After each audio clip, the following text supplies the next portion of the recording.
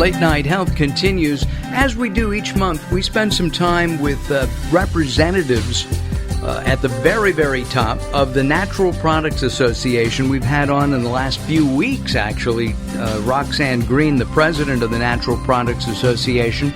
She's also, by the way, the HBC coordinator for PCC Natural Markets in the Seattle area. And we welcome her to our program again. Roxanne, welcome back to Late Night Health. My pleasure. And we also welcome the brand new CEO and executive poobah, daniel-fabricant, Dr. Daniel-Fabricant. Doctor, welcome to Late Night Health. And welcome back to the NPA. Mark. Thank you very much on both counts. You were with the NPA for a while. You left to work for the FDA, and then you're back. Yes. And you're back. Glad to be back. Excited to be back. To work with leadership like Roxanne, like other leaders we have in this organization is really, it's a wonderful experience. And I should point out that you're not the executive poobah, you're the executive director. And CEO. Yeah. Okay. Correct. All right. But Roxanne is my boss. So Got it. I know that. Let's talk about the purpose of the NPA. I mean, the NPA has been around since 1936, so it's been around. I mean, that's a long time. It's like 75 years or so. 78, and most associations don't have that long a life. It's very rare in this town that you see an association that makes it that long. I think that it speaks volumes about the members of this association and really the thrust it's had over its lifespan of the value it has, the service it's provided to the industry, and really the battles it's won. The bones it's got great bones, as you would say. Absolutely. Let's talk about something. Besides, the NPA, Natural Products Association, is a lobbying group for marketers and manufacturers of natural supplements and products. But at the same time, it has a duty, an obligation to the consumer as well. Would you not agree? Yeah, I think there's a lot more than that. Of course, we provide information to the legislative bodies here in D.C., as well as work on the state legislative bodies to ensure that manufacturers, retailers can sell natural products, but also that consumers have access and are able not just to have access, but have access to information provided by manufacturers and retailers that is truthful, not misleading, and really assist them in doing something positive for themselves. What would be the main charge as you take over the reins of the NPA during this next year or so? Well, I think there's a few things we're looking to do. First and foremost, as you said, this is an advocacy association, so we have to make sure we're as strong as we've ever been on advocacy. Unfortunately, one of our great champions, Tom Harkin, is leaving in 2 years. Another great champion, Senator Orrin Hatch, has indicated that this may be his last term, though he's not completely decided. So we have a lot of work to do. Also on the House side, there's been, since 2010, over 40% of the House of Representatives is brand new. So we have a lot of educating to do to those new members and to possible new friends on the value we add to everyday American life. I think that when I was on the Hill with Roxanne and other members of the NPA, and I was very pleased to have been invited to participate in the Natural Products Day effort in educating those on Capitol Hill. Almost everybody that we talked to took supplements on a daily basis, on a regular basis. I mean, the legislators, their assistants, their executive, their staff, almost everybody we talked to took vitamins. Yeah, Mark, the numbers don't lie, whether they're studies by the federal government, NIH, National Health Nutrition Surveys, as well as Gallup poll studies. More than half the country, more than 60% of the country uses dietary supplements daily for something they can do positive for their health. So I think that there's a lot of opportunity, and for us to get the word out, and we're taking advantage of that. Let's talk about your background a little bit. You have a doctorate in something I had not heard of, and I'm going to try to pronounce it. Pharmacognosy.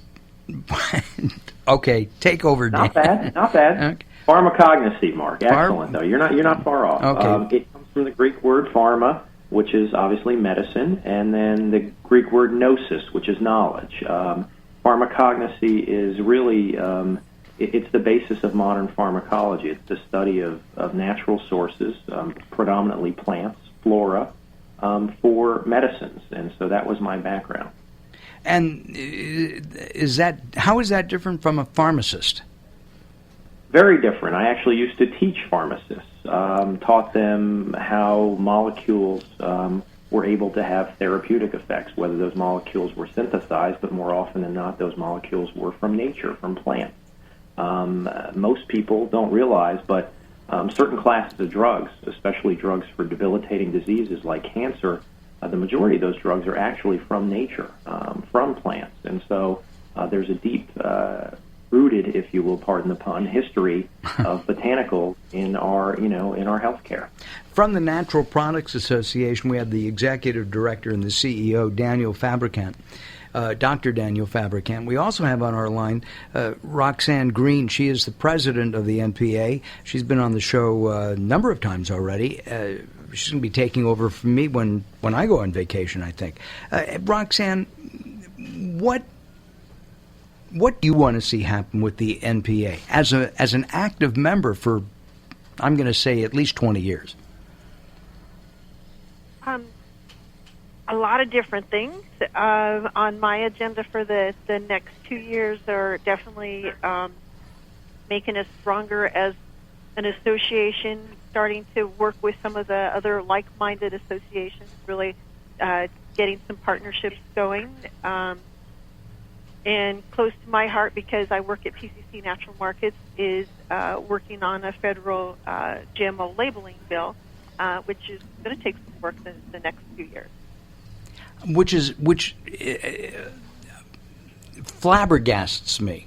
Why anybody would say, well, I don't want you to know what you're eating. It's none of your business. Bothers me. It makes no sense to me. But I guess that's a topic for another conversation. That would be a whole show by itself. It certainly would. And you and I have done that. We have talked about GMO because, and it's not that. And I'm going to be honest. I like the idea of GMO. I like the idea. I think it's a great idea. But I just want to know that it's not going to make me sick. We were talking with one of the members, and she was telling me about a potential study about how bees go into a GMO field and try to pollinate it, and then they die, and we don't know why. So it's just little things like that. You can't. GMO is not allowed to be sold in the European Union or Canada. Anyway, maybe we'll get some. We look forward to helping push for that kind of legislation on a national level with the NPA.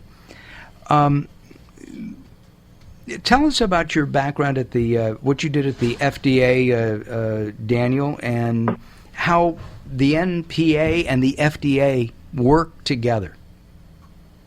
Oh, great question, Mark. My job at the FDA was I was the really the responsible party for dietary supplement regulation for the country. We set in my division of dietary supplement programs. We set the policy forward and would take up the scientific issues that would support enforcement action, whether it was on good manufacturing practices, label claims, new dietary ingredients, adverse event reporting, and really were day in, day out responsible for ensuring that the majority of people who were going to take dietary supplements were not going to have a problem that day. In other words, if it said vitamin C on the label, it has to have vitamin C in the capsule. That was a part of it, yeah, and most of that's done through inspection. I think regulators' jobs, you hear a lot about, regulators in the news, and there's a lot of questions about government these days, and rightfully so, but we tried to make regulation pretty, I think, pretty straightforward in that if we saw a problem, we tried to address that problem. And so I think that's one way that the agency and the industry, especially the NPA, can really work together, is where there are issues, whether it may be a supply chain issue or some other issue, a technical issue that maybe needs looking into. I think there's a lot of strength. The agency doesn't have all the answers. The industry doesn't necessarily have, the legal push behind it, the legal authority behind it. So when there are ways that the two can meet up and work together, like on some of the issues, I know one issue that the industry has worked well with the agency on in the past are the issue of spiked dietary supplements. I think that certainly there's a way to do more there on products that aren't really part of our marketplace and shouldn't be, to try to draw a line between legitimate supplements and those that are flouting the law. And in other words, products that aren't effective. Well, I think it's not even about effective. I think it was really, the agency's primary concern is public health, public safety. I think that, we take our role very seriously at NPA to hold that covenant, that, our manufacturers, whether through manufacturing controls or through, testing of products, want to ensure that the products are safe. Retailers want to ensure products are safe and they're not putting things on shelves that would harm consumers, and I think that by and large we live up to that covenant.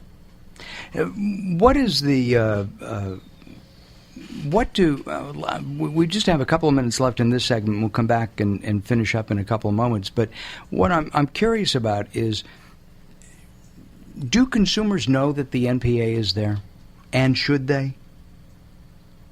I think so. I think they should definitely know. I think they do, though. I think we've got, the NPA, when we changed our name a few years ago from the NNFA, really made a conscious effort to not just represent the supplement side of the industry. Natural products are everywhere. The botanical ingredients that are used in a dietary supplement are also used in personal care, are used in food, and I think we're looking at how we can really ensure that consumers have access to the best in natural products across the board. So I think we've done that in a variety of ways. I know a lot of consumers know our natural seals on personal care products. Mm-hmm. They're out there in really a wide array of venues, a wide array of distribution channels. So yeah, I think we do get the word about the NPA out and the importance of the NPA.